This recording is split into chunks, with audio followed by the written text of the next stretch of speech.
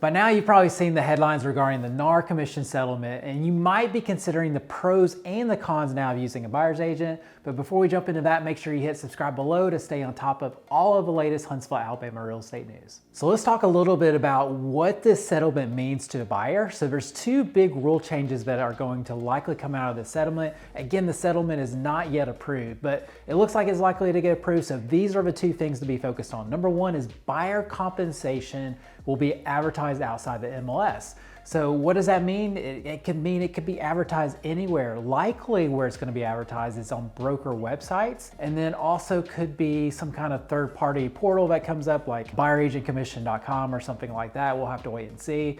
But the compensation is going outside the MLS. Number two, the big thing too, I think is a pro for consumers, is there's a requirement to have a buyer's agreement prior to viewing homes. And the reason I say that could be a pro for consumers, I do think the extra step and the paperwork that could be involved may not be necessarily a pro, but I do think what is a benefit is if buyer agents sit down and they really slow down the process for consumers and they do a buyer consultation, walking them basically through the entire process from A to Z, doing an estimated closing statement, showing them what kind of cash they're going to need for closing, and also offering tips and strategies on winning a home in this market. So again, I think that rule change could be a big benefit for buyers moving forward. Some of the big headlines out there is buyer agent commission is going away or being reduced. And I think that's very unlikely. And one of the reasons I point towards that is this Northwest MLS experiment, where it was an experiment done for about 2.5 years between October 2019 to March 2022. And basically in this experiment, it allowed sellers to offer either zero commission or whatever commission they wanted to a buyer broker.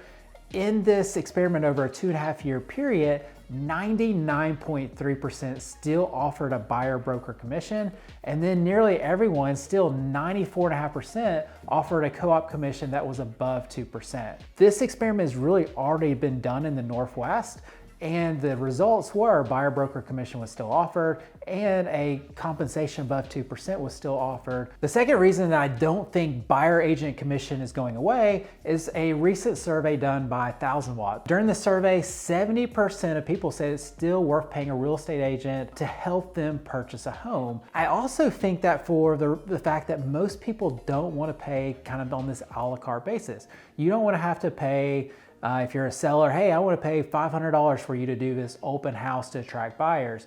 If you're a buyer looking at a home, you don't want to have to pay $100, $200, $250 to go look at this home.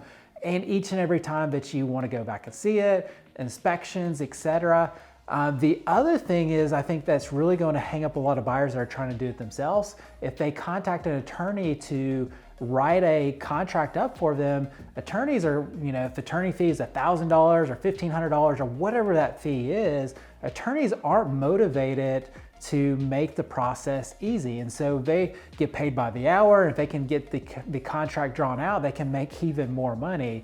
And if they draw the contract out and there's a multiple bid situation, it may even be a situation where you lose that home because of it being drawn out. But either way, by going back and forth, your fees by paying an attorney could continue to go up.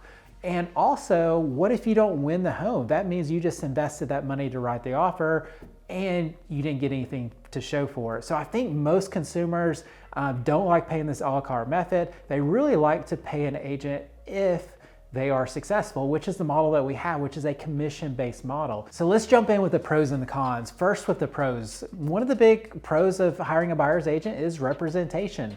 One of the questions you have to ask yourself is, do you want to be represented by someone who has a fiduciary duty to get the highest price possible? And that's the case when you hire the listing agent directly and they don't also represent your best interest. If they're a transaction broker just helping you fill out the paperwork and getting paid by the seller, their job is, again, to get the highest price possible. Do you want to negotiate yourself, or do you want to have somebody negotiate on your behalf? So that's one thing, is representation. The next thing is really just helping you make smarter decisions by looking at both the pros and the cons of a home. Most people buy a home every 5 to 10 plus years. A good real estate agent is going to help buyers and sellers buy homes every single month. There's agents on our team that help 5, and even 7, 8, sometimes 10 homes in a single month. So they have the experience to help consumers make a better decision and ultimately save money as well. Another pro to hiring a buyer's agent is navigating the home inspection process. We're in what's called a caveat emptor state in Alabama, which means buyer beware. It's not a big deal when you're working with professionals that know how to navigate that environment, but there are certain caveats to caveat emptor, and there's also got to know when to get a home inspection and how to read that home inspection. What's typically negotiated, what's not typically negotiated, what falls outside of that inspection report that you need to ask on the front end. These are all things that a real estate professional that really does this on a daily basis can help you out with. On our team, on the Matt Kirsch Real Estate team, we have a position called Licensed Closing Specialist, that's all they do is request for repairs and navigate the inspection, the closing process. These team members on our team typically close at least 200 or more homes each year. And some of these team members have closed literally thousands of homes. And so it's almost like an insurance policy for our clients.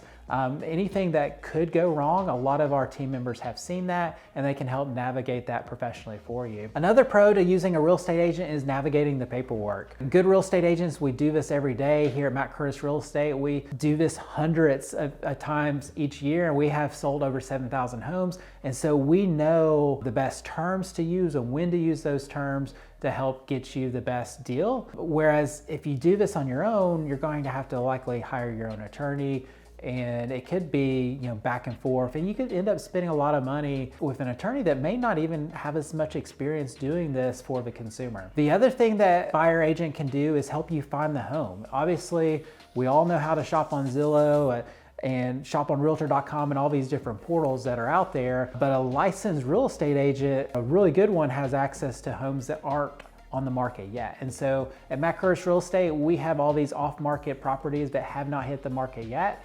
And so by working with us, we can help you know about these homes before, a lot of the consumers on the marketplace, before they even hit Zillow. And so that's another advantage of working with a buyer's agent. And of course, with all this knowledge of working with a better buyer's agent, you have the opportunity to potentially get a better deal and just navigate the market and not overpay by going directly to just a listing agent. So let's jump into the cons. One of the cons is the investment in a buyer's agent. Of course, you get what you pay for as well, but the right agent can save you money. The wrong agent can cost you money as well. You're looking at the agents across the Huntsville MLS, over 5,000 agents. Unfortunately, about 2,300 of those or so have only sold 0 to 1 homes in the last 12 months. That's nearly 46% of our local agents. And so frankly, unfortunately, some of the agents are not worth the commission that you pay to them. And so that is definitely a con. You want to make sure you find the right agent. And how do you do that? You can check sales, you can check reviews, you can do that on Zillow. There's different websites that you can go out there and do that on. A great website for checking reviews is really just Google. So Google top real estate agents in Huntsville, Alabama, or real estate agent reviews in Huntsville, Alabama. All will get you those reports on who provides some of the best service in terms of 5-star service that's out there. So one of the cons is paying the money, but if you hire the right agent, it can definitely save you money in the long run as well. The other thing to be thinking about too is home values aren't likely to go down. And so even if you don't pay your own commission and try to do it on your own, well, what does that mean for you as a buyer? Well, it just means the seller will likely retain additional profit. And so that doesn't really benefit the buyer on the home either. If you're considering selling your home this year, be on the lookout for my next video on the pros and the cons of offering a buyer concession.